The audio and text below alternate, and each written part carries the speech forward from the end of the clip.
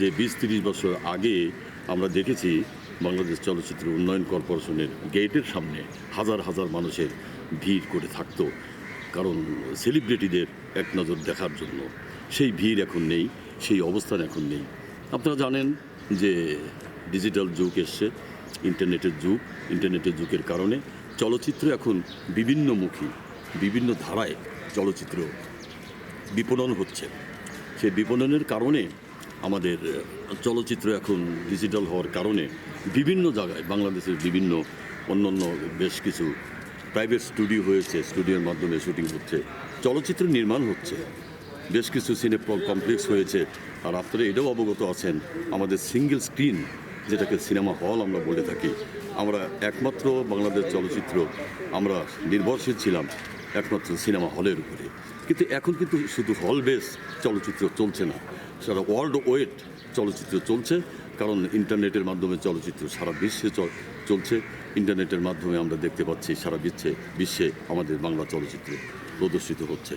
পাশাপাশি বেশ কিছু সিনে কমপ্লেক্স হয়েছে আমাদের বাংলাদেশের প্রেক্ষাপটে, সেই সিনে কমপ্লেক্সেও আমাদের চলচ্চিত্র প্রদর্শিত হচ্ছে।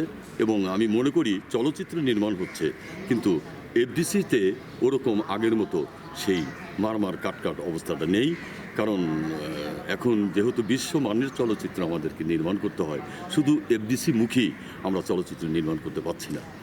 কারণ যে এফডিসি মুখী তখন আমরা ছিলাম, এখন তো যেহেতু বিশ্বব্যাপী আমাদের চলচ্চিত্র প্রদর্শিত হচ্ছে, তখন আমাদের বিভিন্ন দেশে বিভিন্ন সুন্দর সুন্দর লোকেশনে আমাদেরকে চলচ্চিত্র নির্মাণ করার জন্য আমাদেরকে যেতে হয়। যার ফলে এফডিসির ভিতরে আমাদের যে কর্মযজ্ঞ ছিল, আমাদের যে কর্ম ছিল, সে কর্মটা অনেকটা কমে গিয়েছে। বিধায় আমাদের আগের মতো দর্শকদের ওই ভিড়টা নেই, কারণ যে নায়ক নায়িকা এফডিসি ভিত্তিক তারা চলচ্চিত্রে কাজ করছে না, কারণ তারা বিভিন্ন সময় বিভিন্ন দেশে বাংলাদেশের বিভিন্ন সুন্দর সুন্দর লোকেশনে তারা কাজ করছে। এই জন্য আমার মনে হয় যে এখন এফডিসির ভিতরে অনেকটা বিরামভূমি মনে হচ্ছে। কিন্তু আমি আশা করছি অতি দ্রুতই আবার চলচ্চিত্রের আগের রূপ তারা ফিরে পাবে বলে আমি বিশ্বাস করি। মানে আবার এফডিসিমুখী চলচ্চিত্র শুরু হতে যাচ্ছে। সরকার আমাদের চলচ্চিত্র বান্ধব সরকার, বর্তমান অন্তর্বর্তীকালীন সরকারও চলচ্চিত্রকে তারা পছন্দ করেন, চলচ্চিত্রকে প্রমোট করছেন বিভিন্নভাবে, নতুনভাবে তারা সাজাচ্ছেন কীভাবে চলচ্চিত্রকে বিশ্বমানের অবস্থানে নিয়ে যাওয়া যায়, সেই চিন্তাভাবনা বর্তমান অন্তর্বর্তীকালীন সরকার করছে।